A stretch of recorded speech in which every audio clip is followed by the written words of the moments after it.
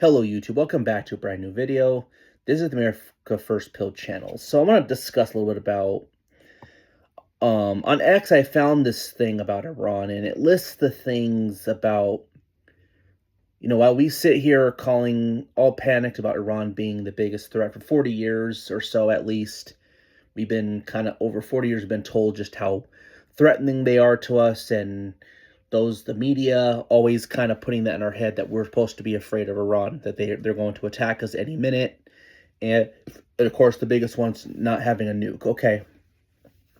While they don't have a nuke on hand, the threat was that they broke international law by having a certain amount of enrichment that made them prone to build one, and Trump saw that as a no-no. So that's supposedly what this war is about. So, I'm just, I'm trying to, I guess, trust the process and let it play out.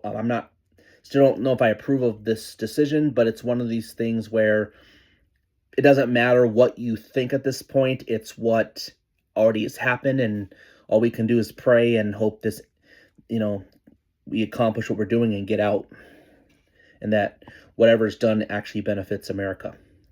Now, here are the things Iran hasn't done to me,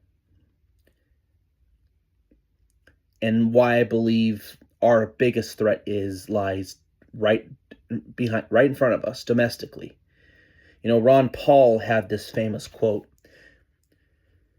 "I'm convinced that there are more threats to American liberty within a 10-mile radius of my office, Capitol Hill, than there are on the rest of the globe." And if you really think about it, think about all the things our government has done to us. So look what Iran hasn't done. The last time I checked, Iran hasn't stolen any of my freedoms. Iran didn't run up 38 trillion in national debt to destroy our standard of living. Iran didn't pass the Patriot Act to spy on Americans, which Patriot Act, I believe, is one of the worst things that were ever signed into America right after 9/11. But they were able to manipulate us, and by doing so, it really just meant sacrificing our freedom, because they always use a major crisis to do that. It's a surveillance. Now I think there are plans to try to hope to do it internet-wise. It's just crazy. Iran didn't pass income tax. Iran didn't pass the IRS. Iran didn't fund over control of U.S. monetary policy to private banking cartel with the Federal Reserve in 1913. Iran didn't force the NIH to fund function research in Wuhan in China. Iran didn't lock down American cities, businesses, and schools. Iran didn't pass experimental and deadly mRNA vaccine mandates. Iran didn't print 7 trillion during the COVID pandemic, destroying the American economy and causing massive inflation. Iran isn't hosting drag queen story hour in our elementary schools and libraries. Iran didn't promote destructive, life-altering transgender surgeries and medications to children. Iran isn't flooding American airways with pharmaceutical products. Iran isn't trying to block the sun and spraying harmful chemicals all over the sky. Iran isn't spraying all our crops with cancer-causing pesticides. Iran didn't give glyphosate manufacturers immunity from poisoning Americans. Glyphosate, yeah. From poisoning Americans. Iran didn't accuse Supreme Court Justice nominee of being a gang rapist. Iran didn't spend 38 trillion invading Iraq only to hand the letter back to the Taliban. Well, okay, that one's a little bit debatable because Iran does fund terrorism. So there's one that people will kind of debate a little bit that might not be entirely factual. But it was Congress that our government did fund a 7-front war with these countries for a long period of time. So that is indeed true. So what else is it good to know? So, oh yeah, it was our government. Oh yeah, the Afghanistan disaster. Yeah, that was our government that caused that disaster. Iran didn't steal the 2020 election. Iran didn't open the American borders and flood them with 40 million illegal immigrants.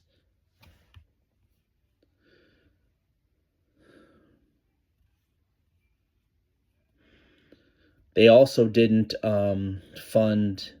they also didn't enforce Americans to pass hate speech laws. They didn't start a race war and hate proxies all over the country that the cable news and social media instituted. Like, yeah. Iran has not attacked U.S. on soil, American soil. Iran didn't force Americans to pass hate speech laws that tear down the First Amendment. Iran isn't hiding the Epstein documents, failing to prosecute corrupt billionaires, politicians, and royal family members. Iran didn't overthrow Gaddafi to destroy a country of Libya where they now have a modern day slave markets.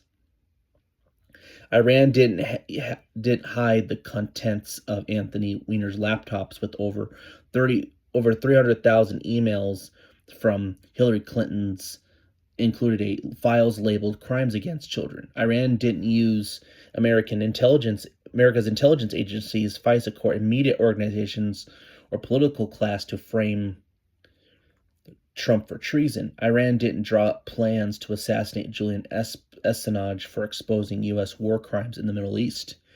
Iran didn't exile Edward Snowden for revealing widespread illegal surveillance being conducted on American citizens. Iran didn't assassinate JFK, RFK, or Charlie Kirk. They also didn't they did not give weapons to cartels that would be used to kill border control agents. Yeah, Fast and Furious. The U.S. government did all those things on the behalf of subversion, domestic and foreign influence.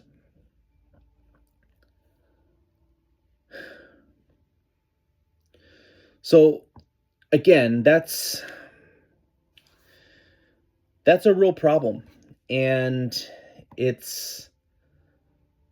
I mean, you can acknowledge the threats in our country with also not allowing yourself to.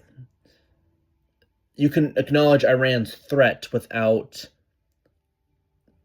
ignoring all the things our government's done to us, and all that list there that I just read is all the stuff our government's done to us.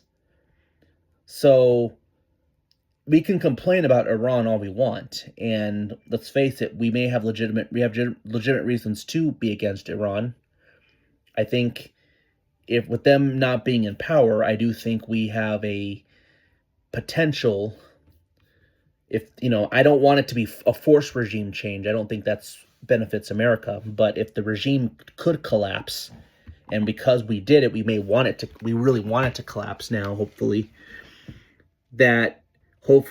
we are able to declare world peace with the Middle East, and it really kind of kills the Shia Muslims and kind of defunds the radical Islam. But even with that, that's still not going to change. The threats doesn't go away. Even if that threat goes away, which is, to me, that's easier to deal with at this point. The problem to deal with is our own government that is doing all of those things to us that I just read on that list. All the overreach, all the lawfare, all the satanic evil that they're pushing on children, like the trans stuff, the LGBT stuff.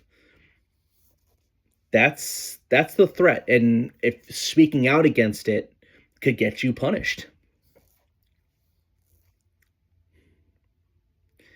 And how can we lecture any of these other, you could say, authoritarian countries when right now we're no better than they are? With what our government's trying to do to us. I'm hearing, and there's some reports came out that Joe Kent, and the problem is the witch hunts haven't ended. the witch hunts are actually kind of happening under Trump's administration a little bit. I mean, not Trump himself, not saying Trump is involved in it, but I'm saying there are people who are rogue in the deep state, because I believe it's the intelligence agencies that really run the country. Because they're a rogue organization. They don't care about, they don't really care about democratic at all. Possibly foreign influence like Mossad and, I don't know, maybe China. If China lobbies, I think China probably pushes more of this. I think Mossad, Israel, secular Israel connections, and the China probably was more likely to be lobbying politicians to push this crap more than Iran is, because Iran didn't participate in the vaccine and these type of things. But nevertheless, even if they are being labeled, the fact that our government's listening to people possibly is a problem. And I think a lot of it's just they're authoritarian. That's what I think it's really about. They're just authoritarian. And really it's being controlled by donors, special interests, and potentially the intel agencies that are really pulling the strings. So, and that's what we have to be pay more attention to. If we don't acknowledge who the beast is, we can't really defeat it if we're looking the wrong direction. So, I just wanted to get this out there because it's important people realize that. So, I don't know what the answer is going to be in regards to all this, but I think sometimes to me, the whole idea of draining the swamp seems like a pipe dream at this point.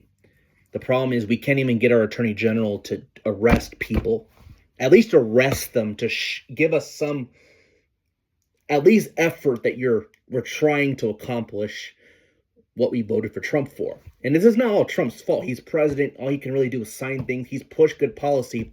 It's a lot of his administration that's trying to subvert. Without Trump, if Trump wasn't in power, and let's be honest, whether you think he's doing a good job right now or not, without Trump in power right now, we'd be in big trouble. Because I'm starting to see that the neocon establishment and the left, they are basically on the same team, giving us the illusion they're different, but we get the same results. And right now, you're kind of seeing that the lawfare is getting pretty bad because Joe Kent and Tucker Carlson are suddenly being looked at by the CIA and and by the FBI, or at least Kent might be. There's some investigation for supposedly foreign influence in America, taking ties with a foreign government. Tucker saying that he's controlled by Qatar, now Iran. First it was now Russia. So Tucker's working for all these governments, but America. Interesting. Same with Joe Kent. Why? Is it because they're not for the war? And they're having impact on people because majority American doesn't seem to really support this conflict, despite what people are saying. And so is it possible that the neocons are trying to Nixon? Use Nixon as a verb, where they're trying to frame them to get them off the air and start jailing people who oppose the war machine. I'm just trying to help you guys understand, even if you are for this conflict, once Trump leaves, there's going to be effort to potentially punish people who do not go in line with the war machine. They're going to call you a terrorist, a foreign asset. If they're doing that to Tucker and Joe Kent, even if you think Joe Kent was wrong on what he said, they're going to do it to us. They did under Biden. I think the neocons and Dems, they work together. They both want power, and they want the people who threaten that power out of the picture. So whether it's, the most extremist to kill them, like they did, Charlie Kirk, because I actually think it was the deep state. In my opinion, I think the deep state might have some connections of taking Kirk out. Because I think I've heard that the dad that was of Tyler Robinson had former CIA ties. So that's more credible than whatever Candace has been spewing. So yeah, I mean, he's probably a lefty, but it doesn't change the fact that this could have been a deep state op, because Charlie was a threat to their power. Charlie and Tucker were both very influential, and they both kept Trump in check, and they had to take Charlie out they had to, because they're trying to kill Trump's presidency, and they're trying to take power back. Now they're trying to get rid of possibly Tucker by maybe jailing him. It's